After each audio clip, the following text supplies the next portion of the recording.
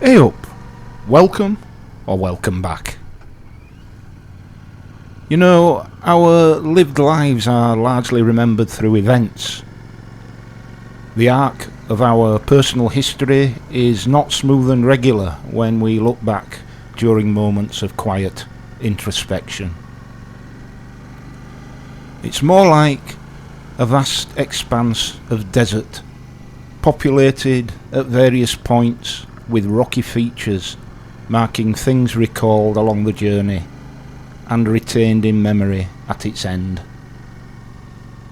Some of these features are recalled because of their magnitude: a birth, a death, a marriage, a separation, a job, a redundancy, an illness, a recovery, all etched in memory due to the scale of their intervention, for good or bad, in our lives.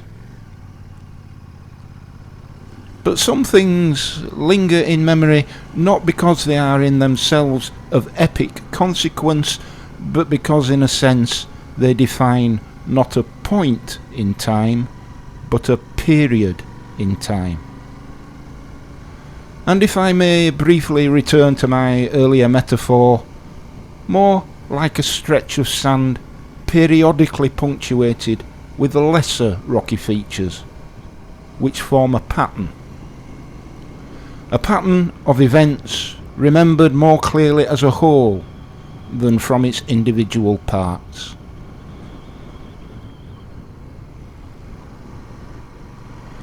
Of course, we can all remember these things, and the older we are, the more of them we can remember, and the more inclined to reflect upon them we become.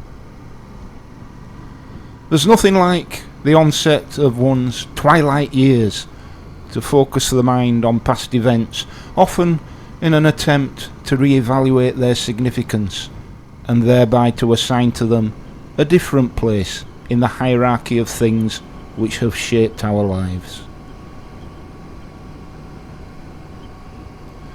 Which brings me, you'll no doubt be relieved to hear, to motorcycles. One way or another, motorcycles have dropped in and out of my life for nearly 4 decades now. During that time, they have served as both a vehicle for recreational resort and a necessary means of getting to work or just attending to life's daily chores. So it is now that I look back at where it all began.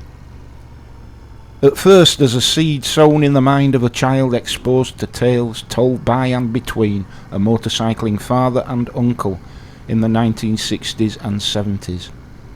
And a decade or more later, my entry into that clan as a young man on the back of unlikely, or perhaps not so unlikely, events. I remember the first time I rode out on my first big bike, a 1983 grey Yamaha XZ550 on a Y-plate. It was the summer of 1986, and for too many long weeks that bike had sat chained to the garden fence beneath its waxed linen tarpaulin, endlessly tormenting me with mental images of riding freely along the expansive roads of Yorkshire. In that sense, it served in 2 ways. As an incentive to pass both parts of my bike test at first attempt, yet simultaneously filling me with dread at the thought of failure. If I failed, that bike would taunt me with a mixture of derision and disappointment. "You have let me down and condemned me to more weeks of uninsured static misery," it would say. As it happened, I sailed through part 1 of the test at first go and managed to secure a date for part 2 in a matter of just a few weeks.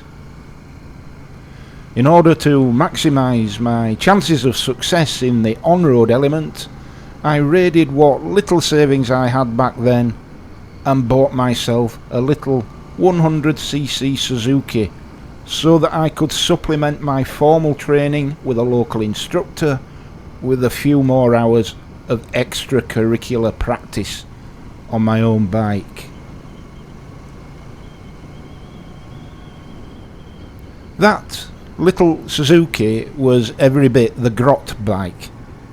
I think I paid just over £100 cash for it from Robbie's Motorcycles at the top of Gain Lane in the Fagley area of Bradford. That bike was an interesting composite of faded blue paint, pitted chrome and patchwork rust.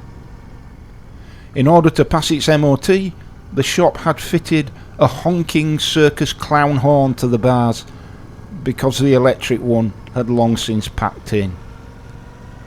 It was a truly comical sight, made all the more so by my 6'1" frame perched upon it. The headlight on full blast looked like something that would disappoint the world's least ambitious Christmas tree fairy.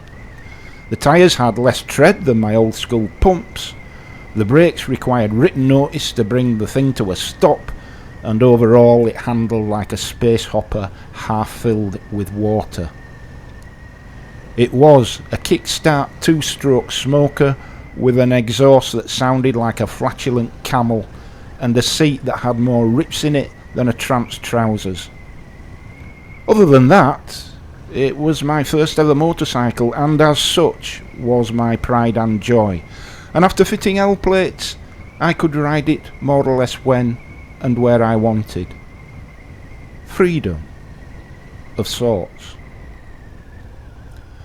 So it was that my very first journey on any motorcycle began with the short ride from Robbie's to home, where I would show off my newly acquired steed to receive what I hoped would be a sagely nod of approval from the old man. Imagine my disappointment when his first observation was that "it looks like it's got leprosy, lad." I remember riding off after the delivery of that one-liner, determined to shut down this fatherly dismissal by promptly passing part 2 of the test, after which I would photocopy the pass certificate and present it smugly to him and invite him to smoke it. And make sure you inhale, pal. I spent the ensuing weeks using every spare hour I had riding every road over and over again in the area in which I was to take my on-road test. Toller Lane, Bradford. Once a week I would be out on a newer Yamaha learner belonging to my instructor, but many more hours were spent riding that Scrapazuki across every road, roundabout and junction in the testing area. At night I would fall asleep, mentally retracing my route and imagining best I could every potential hazard which might present itself on test day. When test day finally came around, it immediately became apparent that a hitherto unconsidered hazard was to present itself. The first persistent heavy rain in weeks. I had zero, and I mean zero, experience of riding in the rain because it had been as dry as Titus Salt's cocktail cabinet for weeks. 2 concerns immediately invaded my thoughts that wet morning. First, my wet weather riding gear consisted of a 1970s quilted jacket with marginally more waterproofing than a string vest, and a pair of marigolds usually reserved for the washing up, but to be pressed into service today as undergloves to my oversized, leaking, borrowed motorcycle gauntlets. Second, the thought of performing the required emergency stop without locking up in a torrential downpour filled my head with visions of mowing down the examiner as he stepped out of some alleyway, resulting in his clipboard containing details of my performance, being lofted skywards and landing sodden and illegible alongside him. Casting those thoughts to one side, the only good news, so far as I could see, was that I was to take the test on one of the riding school's newer bikes. Were I to attempt to do so on my little leprosy-stricken Suzuki, two outcomes were likely. First, the examiner would take one look at my bike and, after recovering from a seizure, would send me home. Second, that although the chances of locking that bike up on the emergency braking test with its cheese-lined pads would have been zero, coming to a halt in a different town from the original signal to stop might not qualify as a pass. As it was, and with all hope drained away, I arrived sodden and sullen at the test centre, and after the obligatory read the number plate at however many feet test, I embarked upon the faintly comical endeavour which was the 1986 Part 2 motorcycle test. I was given my route, which I dutifully rode in those monsoon conditions. I was occasionally intercepted, seemingly from out of nowhere, by the Mac and Trilby-wearing, clipboard-carrying examiner, who, if he was equally depressed by the weather and the circumstance of our coming together, gave nothing away from his expressionless face. Next up, the emergency stop test. Scotchman Road, for those of you who know it. 25 to 30 miles per hour, and out he steps, clipboard extended into my path. I squeeze front and rear brakes as firmly as I dare. My backside creases the seat. A skid is a fail. I come to a halt after what seems to be far too long, and I'm sure that I detect the slightest wet skip from the rear wheel. And with that, we're done. And I have passed. So it is that, test slip in hand and all thoughts of inviting my old man to smoke it forgotten, I return home to break the news. To no more recognition than a raised eyebrow and an approving nod. Such were the expressive limits of the wartime generation. But it was good enough for me. So now I could insure the big bike and part company with all the worries concerning its theft while sat patiently waiting for me, and most importantly, I could ride it. Yes, that first ride was utterly exhilarating. The difference in power between a 100cc learner bike and a 550cc liquid-cooled V-twin is intoxicating. I remember feeling more alive, more free than ever before, or in truth, since. I had just turned 24, and it seemed for all the world that I had at my disposal, well, all the world. Over the decades since those glorious days, I have come to learn how motorcycles epitomise freedom in ways that, to my mind, no other mode of transport does.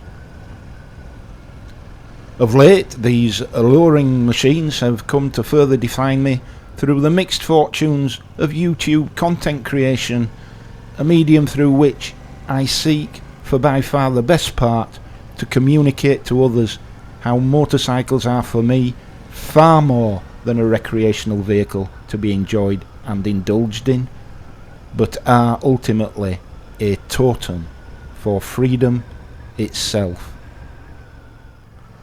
For me, freedom, the ability to exercise responsible free will, agency if you like, is the alpha and omega of all things. Every aspect of life is subordinated to its essence. There is nothing more depressing than the sight of a caged bird denied the ecstasy of open skies and kindred spirits simply to satisfy the pathetic, shallow fancies of some people. The roar of a motorcycle engine coming to life is more than mere mechanical noise. It is an overture to liberation. The world once framed by windows and walls suddenly expands, its boundaries dissolving into the open road ahead. Motorcycle riding, far beyond a mere mode of transport, is a deeply personal and philosophical pursuit that epitomizes the very essence of freedom. It is a physical, mental and spiritual emancipation achieved through a unique synthesis of vulnerability, complete immersion and unfiltered autonomy. Above all, it is a statement of both purpose and quiet rebellion. It is the ultimate two-fingered salute to a frowning establishment determined to control our lives and suppress our freedoms. Well, I'm not having it.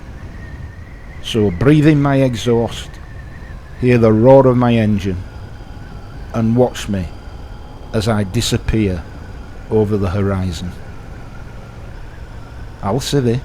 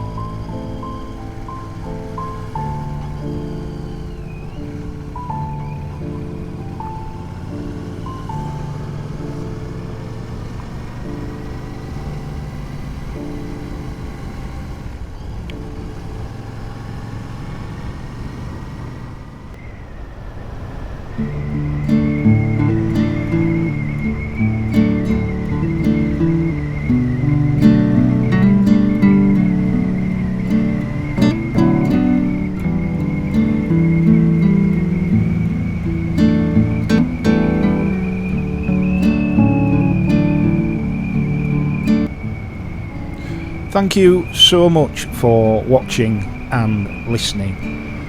And if you do like what I do on this channel, please, if you're not already subscribed, would you consider doing so? It's just a click away.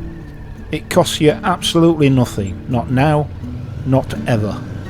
And all of my content is free to view. So please, if you would, consider subscribing. I really would appreciate it. It makes a massive difference to me. Thank you.